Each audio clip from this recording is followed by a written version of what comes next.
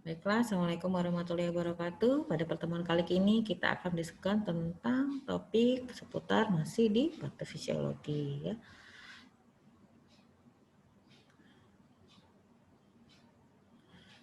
Kita akan mendiskusikan tentang adaptasi seluler.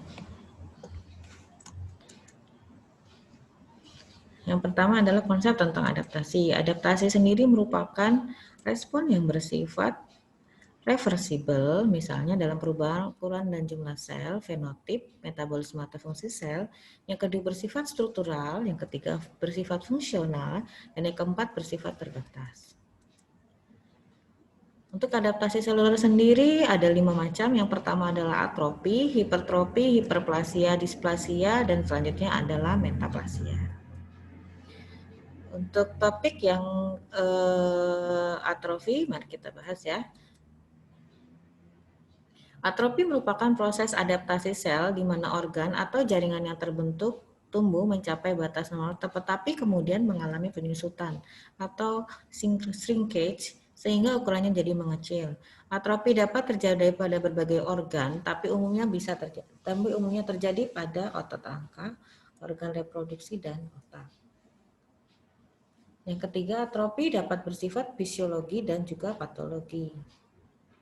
Atrofi fisiologis terjadi pada awal perkembangan, contohnya yaitu pada kelenjar timus pada anak-anak ya.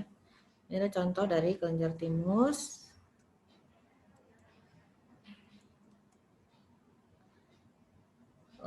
Topik untuk lanjutannya untuk atrofi. Atrofi patologis terjadi karena menurunnya aktivitas, tekanan, fungsi, pasokan darah, nutrisi, stimulasi hormonal, dan stimulasi sistem saraf.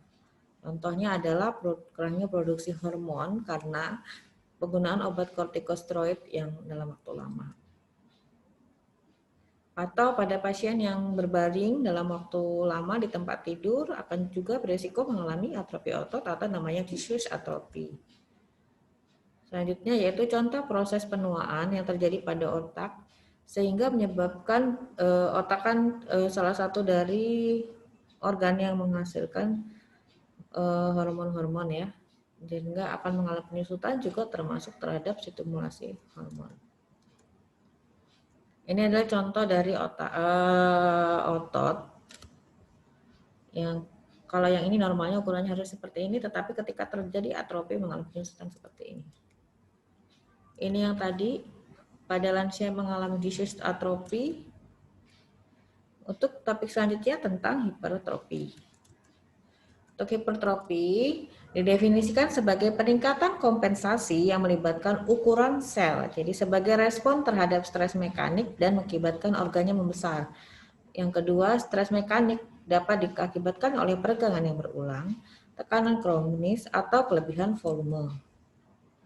Sel-sel pada jantung dan ginjal cenderung mengalami pembesaran. Peristiwa hipertrofi sama juga seperti atrofi dibagi menjadi dua, yaitu hipertrofi patologik dan hipertrofi fisiologi. Untuk yang patologik biasanya proses-proses yang abnormal. Untuk yang fisiologi berarti proses yang normal. Untuk hipertrofi fisiologi biasanya terjadi pada otot rangka karena beban latihan. Kalau patologi contohnya pada jantung ya, otot jantung. Tapi perlu juga digarisbawahi apabila hipertrofi fisiologi terjadi terus-menerus dan dalam waktu yang lama beresiko akan terjadi hipertrofi patologis, contohnya pada jantung. Pada hipertrofi fisiologis terjadi preservasi dari struktur myokardium yang terjadi selama perkembangan postnatal, latihan olahraga dengan endurance sedang, kehamilan, dan fase awal dari peningkatan loading tekanan dan volume pada jantung usia dewasa. Untuk selanjutnya dari hipertrofi yaitu respon fisiologi yang tadi bersifat sementara.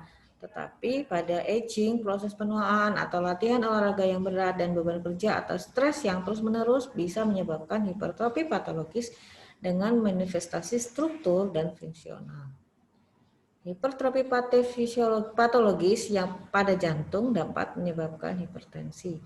Akhirnya berisiko mengalami gagal jantung. Jadi pada tahap akhir, pada hipertrofi patologis dapat mengakibatkan gagal jantung. Selain hipertrofi patologis, biasanya disertai juga dengan peningkatan fibrosis interstisial, kematian sel, dan fungsi abnormal pada jantung. Kalau secara historis, hipertrofi pada jantung kalau terus-menerus biasanya tidak dapat kembali lagi ukurannya seperti semula atau irreversible ya, nggak bisa kembali lagi. Ini contohnya hipertrofi pada jantung, normalnya ukurannya seperti ini ya. Ini ada yang bagian bawah adalah ventrikel, yang atas adalah atrium kanan, atrium kiri. Nah, harusnya ukuran ventrikel kiri rata-rata cuma segini, tapi ketika terjadi hipertrofi ukurannya menjadi membesar ya. Ini juga contoh pada otot rangka, jadi sebetulnya bisa dibentuk. Nah, ini juga sama ya. Untuk selanjutnya yaitu hiperplasia. Hiperplasia adalah peningkat, kalau trofi-trofi tadi adalah ukuran, kalau plasia adalah peningkatan jumlah sel. Kemudian hiperplasia sendiri termasuk respon terhadap cedera apabila tercedera berlangsung cukup lama yang menyebabkan kematian sel. Hilangnya sebagian sel epitel dan sel hepar atau ginjal memicu sintesis DNA dan pembelahan mitosis dari sel yang ada. Yang keempat, peningkatan pertumbuhan sel merupakan proses yang bertahap yang membutuhkan faktor pertumbuhan untuk menstimulasi sintesis komponen sel dan pembelahan sel. Kemudian yang kelima, untuk hiperplasia dan hipertrofi sering terjadi pada sel yang sama. Bisa saja terjadi pada sel sama, dia mengalami hiperplasia juga mengalami hipertrofi. Untuk kelanjutan dari hiperplasia, hiperplasia normal maupun patologis bisa berupa hiperplasia kompensatori atau kompensasi dan hiperplasia hormonal. Hiperplasia kompensatori atau kompensasi merupakan mekanisme adaptif yang memungkinkan terjadinya regenerasi pada organ tertentu. Contoh, hepatektomi. Hepatektomi merupakan operasi pemotongan bagian organ dari hepar. Hepar itu hati. Misalnya bisa saja dipotong sekitar 75%, tetapi karena proses regenerasi dapat selesai dalam 2 minggu, itu akibat dari peran dari faktor pertumbuhan atau chemical messenger dan sitokin ya. Lanjut dari hiperplasia hormonal terjadi pada organ-organ yang bergantung pada estrogen, contohnya uterus dan kelenjar susu. Sesudah terjadi ovulasi estrogen, menstimulasi endometrium tumbuh dan menebal sebagai tempat menempelnya zigot dari hasil fertilisasi atau pembuahan. Kalau terjadi kehamilan, hiperplasia hormonal dan hiperplasia memungkinkan terjadi pembesaran uterus. Masih seputar hiperplasia patologis pada sel yang mengalami proliferasi abnormal karena terjadinya biasa karena kelebihan dari hormonal atau faktor pertumbuhan. Contohnya adalah pada endometrium, karena kelebihan dari sekresi estrogen, jadi terjadi perdarahan hebat yang luar biasa ketika si wanita itu mengalami menstruasi.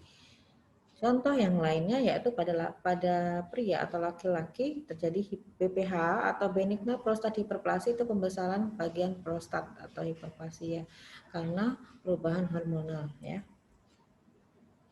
Ini tadi endometrium, ini adalah contoh yang pada uterus, hiperplasia pada uterus. Selanjutnya kita akan diskusi tentang displasia. Displasia merupakan perubahan abnormal yang meliputi ukuran, bentuk, dan organisasi sel matur. Displasia sering juga disebut perubahan adaptasi semu karena berkaitan dengan hiperplasia atau disebut juga hiperplasia atipikal. Jadi ada 3 macam namanya ya, displasia, perubahan adaptasi semu, atau hiperplasia atipikal. Displasia yang terjadi pada sel epitel serviks dan saluran pernapasan biasanya disertai dengan pertumbuhan neoplasia dan sel kanker. Perubahan yang terjadi karena displasia bersifat reversible apabila penyebab stimulus displasia bisa dihilangkan. Jadi bisa kembali lagi kalau stimulusnya dihilangkan. Konsep selanjutnya tentang metaplasia. Metaplasia merupakan perubahan fenotip sel atau epitel mesenchyme yang bersifat reversible atau dapat kembali lagi sebagai respon dari tubuh respon adaptif untuk bertahan dalam lingkungan yang merugikan tubuh sehingga jadi dia beradaptasi. Yang ketiga, metaplasia berkembang dari reprogramming sel punca pada epitel atau sel mesenkim, berasal dari mesodermal embrio undiferensiasi pada jaringan ikat. Kemudian yang keempat, sel prekursor tersebut menjadi matur atau dewasa pada saat memasuki jalur baru karena signal dari faktor pertumbuhan di sekitarnya. Yang kelima, contoh perubahan sel-sel epitel bersifat kolumnar normal pada bronkus atau saluran pernapasan menjadi sel epitel pipih berlapis. Ini contoh dari metaplasia. Metaplasia bersifat bronkus bersifat reversibel, jadi akan kembali lagi ke ukurannya apabila stimulusnya dihilangkan. Demikian yang saya dapat sampaikan untuk topik tentang adaptasi seluler. Terima kasih atas perhatiannya. Wabillahi taufiq wal hidayah. Wassalamualaikum warahmatullahi wabarakatuh.